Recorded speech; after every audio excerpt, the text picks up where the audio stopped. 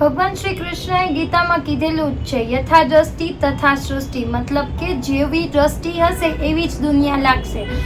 આ કહેવત ખાલી ગીતા પૂરતી જ સીમિત નથી કે મહાભારત પૂરતી જ સીમિત નથી. આ અત્યારની લાઈફમાં મોસ્ટ એપ્લિકેબલ એડવાઇસ છે શ્રી કૃષ્ણની, જો આપણે શાંતિથી આની ઉપર વિચારીએ તો. મતલબ કે યથા દ્રષ્ટિ, જેવું વિચારશું, જેવું રિસ્પોન્ડ કરશું, જેવું રિએક્ટ કરશું, જેવી રીતના આપણે વસ્તુઓને જોશું એવી જ આપણને વસ્તુઓ લાગશે. Do you agree with me or not? Guys, comments में below down અગર તમે જો મારી આ વાતથી અગ્રી કરતા હોય કે જેવું આપણે વિચારીએ છીએ, જેવું આપણે લોકોને લઈને ઓપિનિયન બનાવીએ છીએ, જેવું આપણે ઓલવેઝ થિંકિંગ કરતા હોઈએ છીએ, ઈ ટાઈપની સિચ્યુએશન્સ આપણે લાઈફમાં અટ્રેક્ટ કરતા હોય છે. જસ્ટ ડુ કમેન્ટ્સ में below down. Hello guys, stay active, stay positive and of course stay tuned with my channel. I am Mansi Khakkar, heartily welcome you all to my YouTube channel. મારું કામ છે પૂરતા પ્રમાણમાં સાચી અને સચોટ માહિતી પૂરી પાડવી, જેથી કે મારા YouTube ફેમિલી મેમ્બર્સ છે એક હેલ્ધી અને રોગોથી મુક્ત એવી લાઈફ જીવી શકે. લાસ્ટ વિડીયોમાં મેં કીધેલું હતું there are different types of situations, but આપણે એની ઉપર કેવી રીતના રિએક્ટ કરીએ છીએ, કેવી રીતના રિસ્પોન્ડ કરીએ છીએ, એના ઉપરથી આપણી આગળની લાઈફ છે એ આપણે યા તો સ્મૂથ બનાવી શકીએ છીએ યા તો ફ્રસ્ટ્રેટેડ અને ડિપ્રેશનવાળી બનાવી શકીએ છીએ. This is the part 2.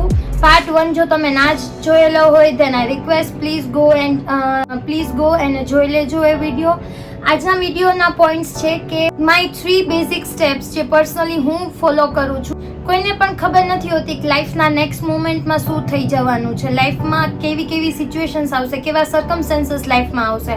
But hour problem is આપણે એવું જોઈએ છીએ કે મારી લાઈફમાં મારા એકોર્ડિંગ જ સિચ્યુએશન્સ આવવી જોઈએ, મારી લાઈફમાં હું જેમ વિચારું લોકો એવી રીતના જ બિહેવ કરવા જોઈએ, મારી લાઈફમાં હું કહું એમ જ થવું જોઈએ, મારી લાઈફમાં હું જેમ વિચારું મને એ બધું મળી જ જવું જોઈએ. કમેન્ટ્સ में below down ગાઈઝ અગર તમે મારી આ વાતથી અગ્રી કરો છો કે લાઈફના નેક્સ્ટ મોમેન્ટની પણ આપણને શ્યોરિટી નથી. Life is full of unpredictable. લાઈફની નેક્સ્ટ મોમેન્ટમાં શું થઈ જવાનું છે આપણને કોઈને જ ખબર નથી.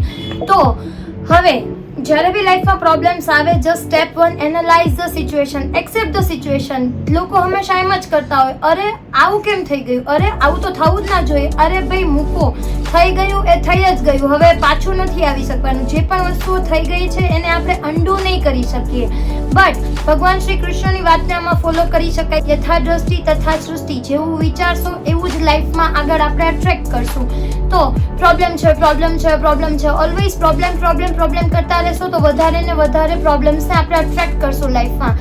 Rather then that focus on the solution. Problems તો આવી જ ગઈ છે, ઓકે, એક્સેપ્ટ ઇટ કે ઓકે પ્રોબ્લેમ છે જ, હવે how to solve that problem. Next step છે either that situation in your control or else that situation is not in your control.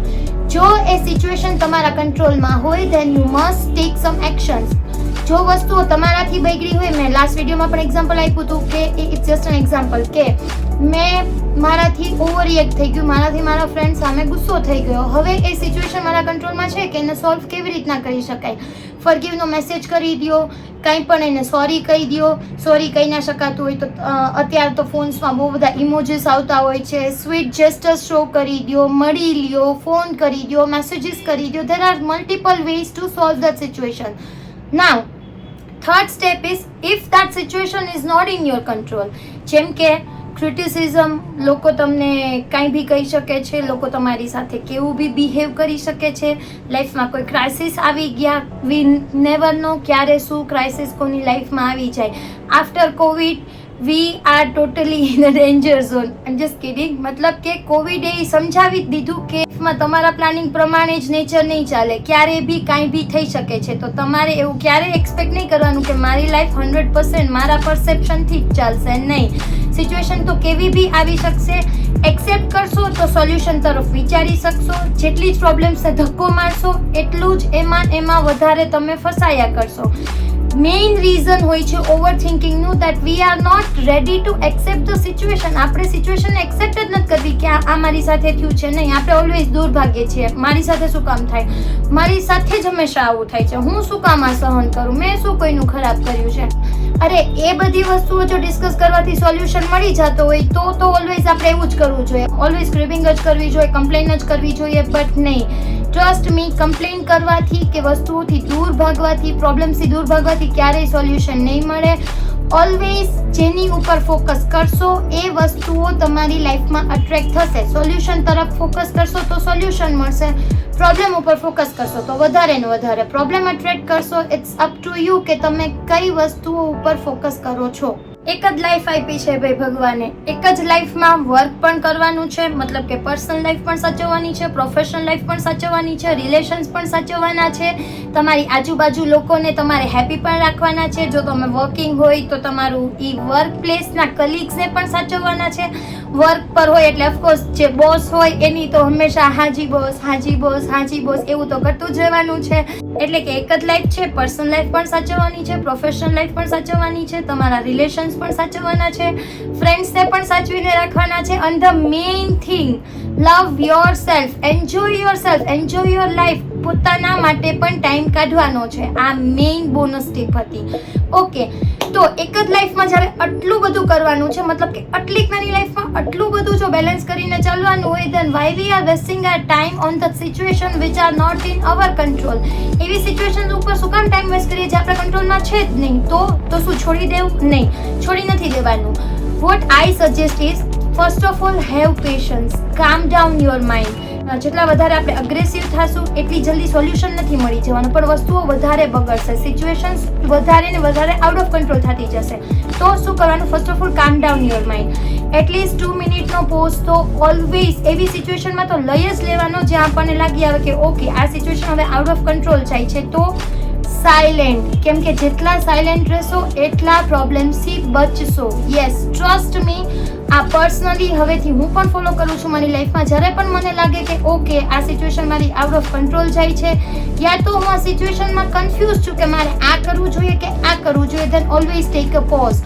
Pose લેવો જરાય ખોટો નથી. વસ્તુઓ બગાડી દેવી એના કરતાં તો પોઝ લઈ લેવો બેસ્ટ આઈડિયા છે. અતિ ઉત્તમ વસ્તુ છે જો તમે આ કરી શકો તો. પોઝ લઈ લીધો પછી શું કરવાનું? Watch something good which can added value in your life in a positive manner. કોઈ પણ વિડીયોઝ જોઈ શકો છો તમે, સારી બુક રીડ કરી શકો છો. પોઝિટિવ વે, મતલબ કે પોઝિટિવ વસ્તુઓ તમારા માઇન્ડમાં જવી જોઈએ. જેટલું પોઝિટિવ રહેશો, જેટલું પોઝિટિવ સાંભળશો, જેટલું પોઝિટિવ રીડ કરશો, એટલા જ તમે વધારે તમારી લાઈફમાં પોઝિટિવ રહી શકશો. અમથું નથી કીધું કે જેવું મનની અંદર જશે એવું જ તમારા નેચરમાં બહાર રિફ્લેક્ટ થશે. આ વસ્તુ જરાય ખોટી નથી, એકદમ 100% એક્યુરેટ વસ્તુ છે. આ હું પણ ફીલ કરું છું. મેં હવેથી આ ફોલો કરવાનું સ્ટાર્ટ કર્યું છે.